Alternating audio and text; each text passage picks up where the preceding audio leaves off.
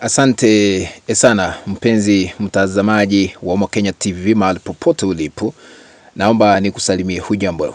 Karibu katika uchanganuzi ili ni kuonyeshe vile matukio yanaendelea kushuhudiwa katika taifa la Tanzania. Sasa kumewaka.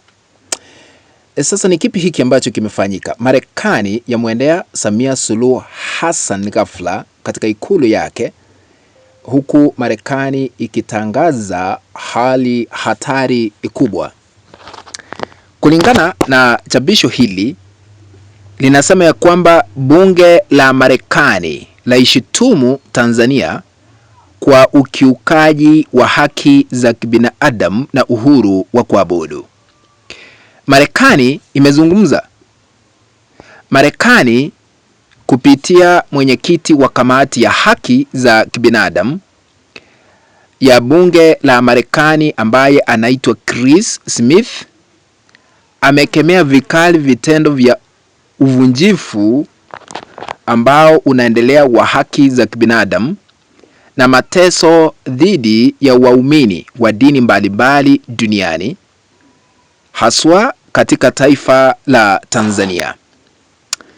Amesema waumini wa dini mbalimbali wanakabiliwa na ukatili, ikiwemo kukamatwa na polisi, kufungiwa nyumba za ibada, na katika baadhi ya nchi wanafikia hata kuuawa. Marekani imemwendea Samia Suluhu Hassan kwa sababu ya uongozi wake.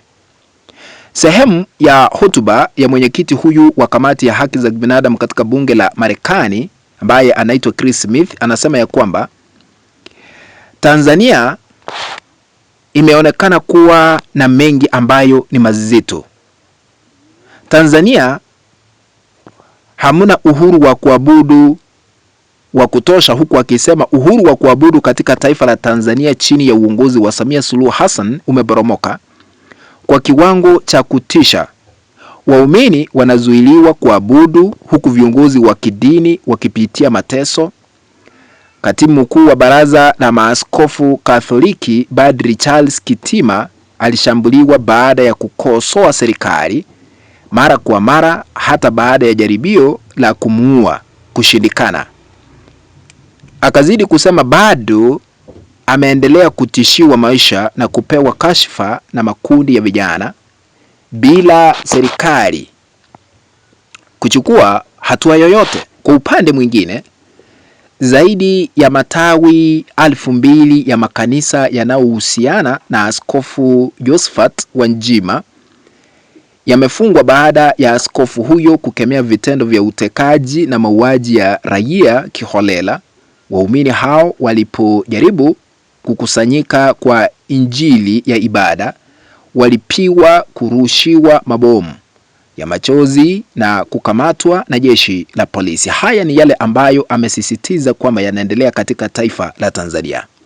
Haya yote yanatokea wakati ambapo kiongozi wa upinzani nchini humo Tundu Lissu bado yuko gerezani na balozi wa zamani Humphrey Polepole akiwa hajulikani alipo kufikia sasa baada ya kutekwa nyara, huku damu ilionekana katika eneo alilokuwa akiishi, ushahidi kuwa alijeruhiwa kabla ya kukamatwa na kutekwa nyara na kupotezwa.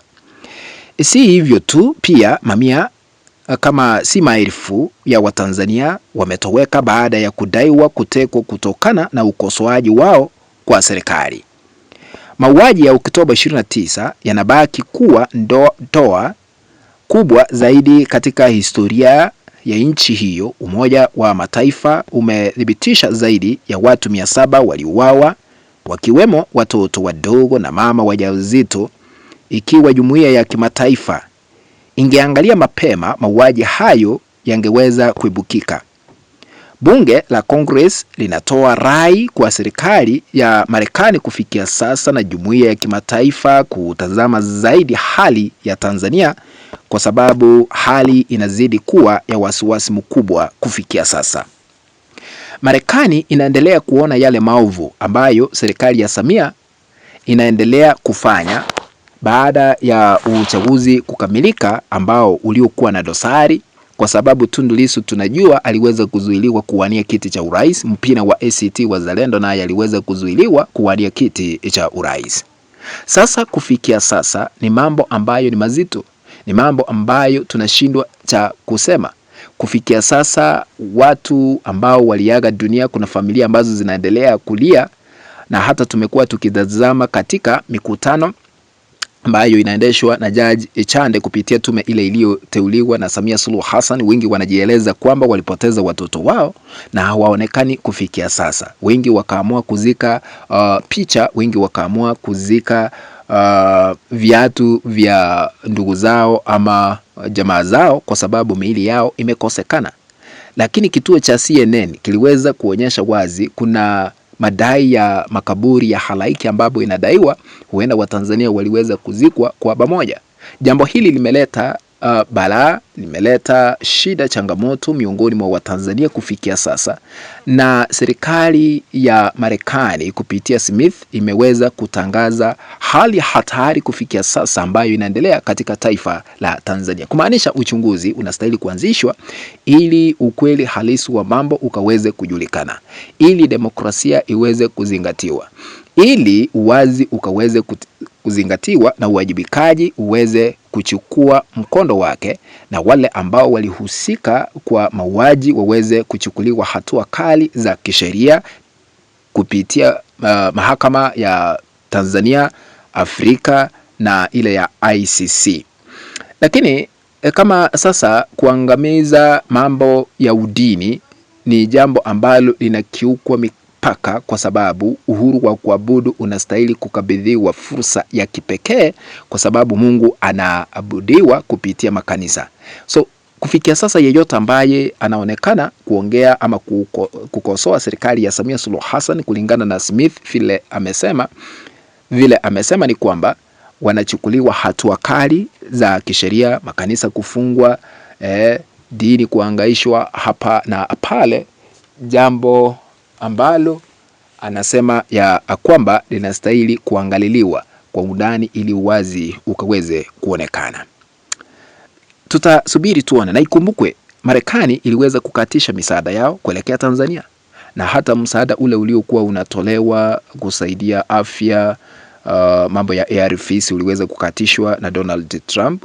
Ni kupitia haya yote, watu kuangamizwa, dini kufuatiliwa, haya yote ndio yameweza kusababisha Tanzania kunyimwa hela kutoka taifa la Marekani, na mataifa mengine kama Sweden, Canada zimeziondoa ama zimejitoa kutoa misaada katika taifa la Tanzania kupitia wale ambao wanang'ang'ania uongozi wa sasa baada ya kujichagua na kukaa mamlakani kwa viti mbalimbali. What do you think? Kufikia hapo mpenzi mtazamaji, ndipo natia kikomo katika uchanganuzi na masuala ya kisiasa. Tukutane katika kanda ambayo nitaitengeneza hapo baadaye. If you have not subscribed, lakini naomba radhi, kwa sababu naomba msamaha tu, kwa sababu nimeleta hii kanda kwa njia ya audio, sijafika kwa studio, ilikuwa breaking news, nikaona ni heri nikaweza kuwafahamisha. If you have not subscribed to our YouTube channel, I'm requesting you to consider subscribing by smashing the subscribe button that is loud here. Once you are done, remember to turn on the notification bell so that at the moment we upload a new video clip, you'll be notified automatically